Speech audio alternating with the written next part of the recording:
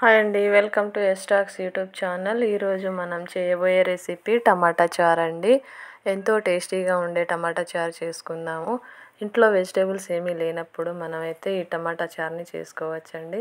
ముందుగా 1/2 kg టమాటాలను కడిగి గ్యాస్ మీద మనమైతే ఉడకబెట్టుకుందాం. ఇందులో కొంచెం చింతపండు వేసేసి ఉడకబెట్టుకుందామండి. ఇందులో ఇప్పుడు పౌడర్ కోసం మనమైతే మెంతులను వేయించుకోవాలండి. మెంతులు అలాగే ధనియాలను కూడా మనం వేయించుకొని పౌడర్ చేసుకొని ఈ చారులో వేసుకుంటే ఎంతో టేస్టీగా ఉంటుందండి. అలాగే ఇప్పుడు ధనియాలను కూడా వేయించుకుందామండి.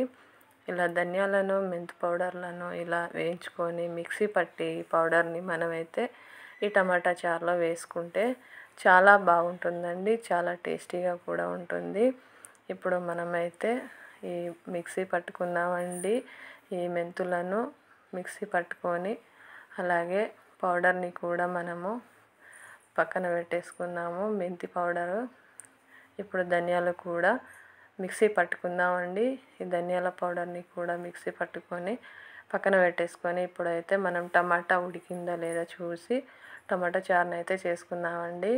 ఇప్పుడు ఉడికింది కదండి, ఇలా చేసేసి చారుని వంపేసుకొని మిగతా టమాటా ఉంటుంది కదా, ఉడకని టమాటా ఉంది కదా, దాన్ని మనం మిక్సీ పట్టుకొని ఆ మిశ్రమాన్ని చారులో వేసేసుకొని తాలింపు వేసుకోవడమే అండి. ఎంతో ఈజీగా, చాలా ఈజీగా చేసుకోవచ్చు మనమైతే టమాటా చారు.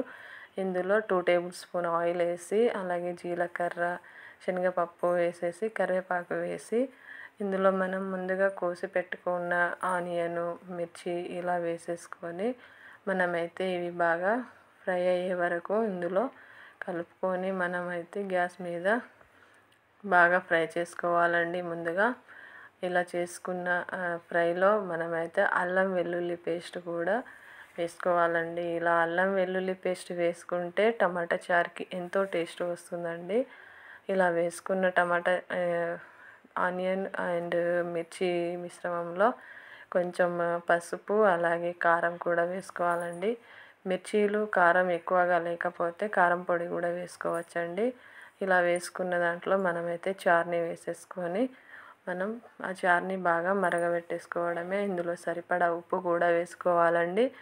అంతే, మూత పెట్టి 2-3 మినిట్ వరకు ఆ చారుని మరగబెట్టేసుకొని అందులో మెంతి పౌడరు, ధనియాల పౌడరు వేసుకోవాలండి. అంతే, ఎంతో టేస్టీగా ఉండే టమాటా చారు రెడీ అయిపోయినట్టే అండి. చాలా టేస్టీగా రెడీ అవుతుందండి టమాటా చారు అయితే. అంతే, వేడి అన్నంలో ఈ చారుని వేసుకొని తింటే ఎంతో టేస్టీగా ఉంటుందండి. అంతే అండి, చాలా సింపుల్ కదండి. మీకు కూడా నా వీడియో కనుక నచ్చితే షేర్ చేయండి, సబ్స్క్రైబ్ చేయండి, అలాగే లైక్ చేయండి. బాయ్ అండి.